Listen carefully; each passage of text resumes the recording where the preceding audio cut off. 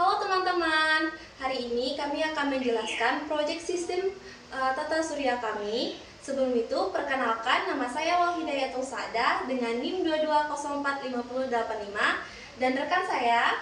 Saya Farah Madani dengan NIM 220458083. Baik, sebelum kita masuk ke materi, kelompok kami akan memaparkan struktur dari sistem tata surya. Yang pertama ada matahari, yang dimana matahari sebagai pusat dari sistem tata surya yang berada di tengah-tengah ke-8 planet ini. Di sini terdapat 8 planet yang mengitari matahari yang terbagi menjadi 4 planet dalam dan 4 planet luar. Di sini saya akan sebutkan planet dalam, yaitu Merkurius. Merkurius merupakan planet pertama yang terdekat dari matahari. Lalu ada Venus, Bumi, yang dimana Bumi memiliki satelit yaitu bulan, dan Mars. Lanjut ke planet luar, ada planet Jupiter, Saturnus, Uranus, dan Neptunus. Di sini kami tambahkan Pluto karena dulunya Pluto itu merupakan sebuah planet. Namun sekarang Pluto tidak lagi menjadi planet karena ukurannya yang semakin lama menyusut, dan karena itu Pluto tidak masuk lagi syarat-syarat sebagai planet. Baik, di sini saya akan menjelaskan materi tentang The Sun atau matahari. Seperti yang kita tahu, matahari merupakan pusat dari sistem tata surya kita. Baik, di sini saya akan menjelaskan matahari. Matahari adalah sebuah bintang atau gas bola yang memiliki cahaya yang sangat mengkilap, yang dimana matahari memiliki diameter 100 kali lebih besar dari bumi. Pada dasarnya, matahari memang sebagai sumber cahaya untuk memanaskan planet-planet yang ada di sekitarnya. Dan juga faktanya matahari memang sebagai sumber energi utama dalam menjalankan kehidupan kita sehari-hari. Permukaan matahari dikatakan memang gelisah karena di sana terdapat gas bola pijar yang naik dan terdapat pula medan magnet yang berbentuk bengkok.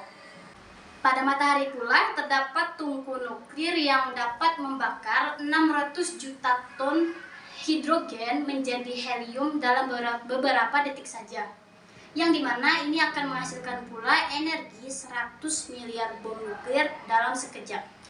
Oke, kita masuk ke dalam ukuran matahari. Matahari memiliki ukuran yang sangat besar, dan dengan keukuran yang besar ini, matahari dapat mengkerdilkan ukuran planet Jupiter dan planet Bumi. Matahari memiliki gravitasi yang sangat besar, yang dimana gravitasi ini bisa menghancurkan materi yang ada di dalam matahari.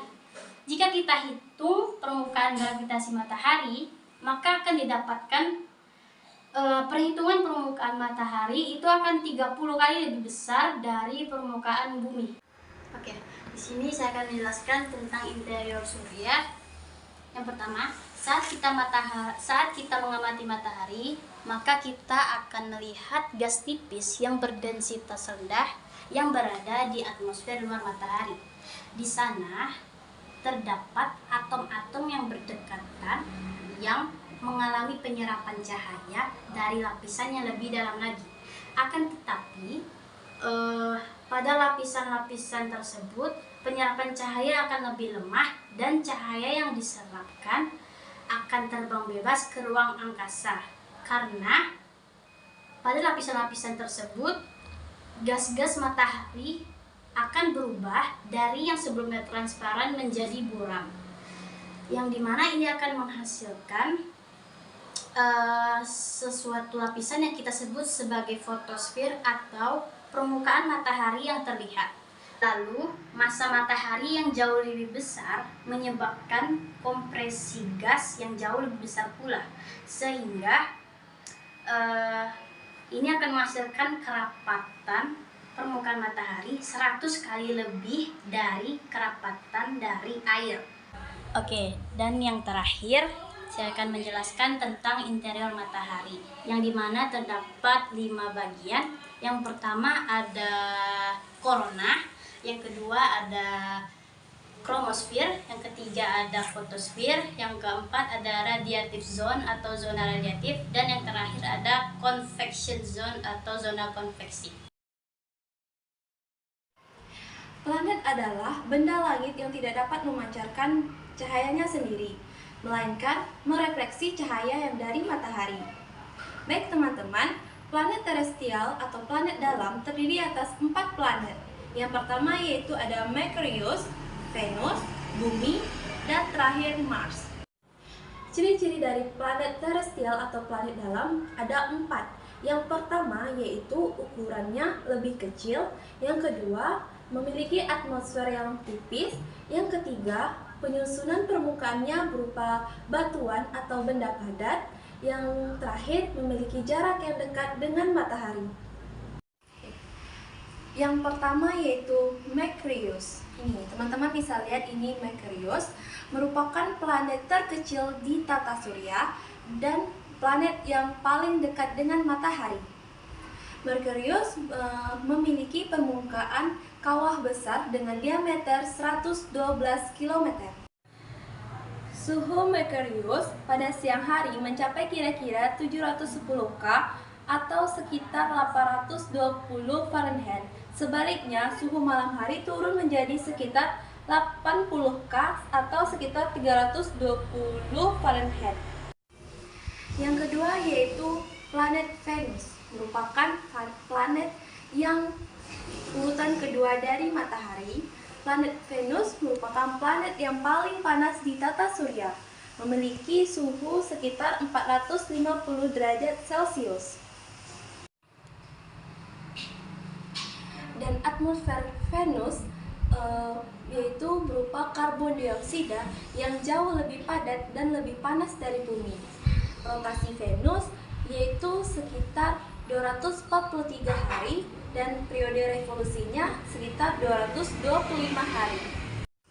Yang ketiga yaitu Bumi. Bumi merupakan planet ketiga yang terdekat dari matahari. Perlu teman-teman ketahui bahwa Bumi merupakan satu-satunya planet yang bisa dihuni oleh makhluk hidup. Kenapa begitu? Karena di Bumi ada air yang merupakan sumber kehidupan. Bumi memiliki rotasi selama 24 jam atau setara 1 hari. Bumi berevolusi pada matahari sekitar 365 hari. Bumi memiliki diameter 12.742 km. Bumi memiliki 5 lapisan atmosfer. Yang pertama yaitu ada troposfer, stratosfer, mesosfer, termosfer, dan eksosfer. Yang terakhir yaitu Mars. Mars merupakan planet keempat yang terdekat dari matahari. Mars ini disebut juga dengan planet merah karena permukaannya berupa kawah gunung berapi, gurun pasir, dan tudung es. Mars ini memiliki temperatur sekitar rata-rata min 60 derajat Celcius. Mars ini berotasi setara dengan 24,6 jam dan berevolusi sekitar 687 hari di bumi. Mars ini memiliki atmosfer yang sangat-sangat tipis karena dulunya terjadi badai matahari pasir yang menyebabkan Mars kehilangan medan magnet sehingga Mars ini tidak mampu mempertahankan atmosfernya.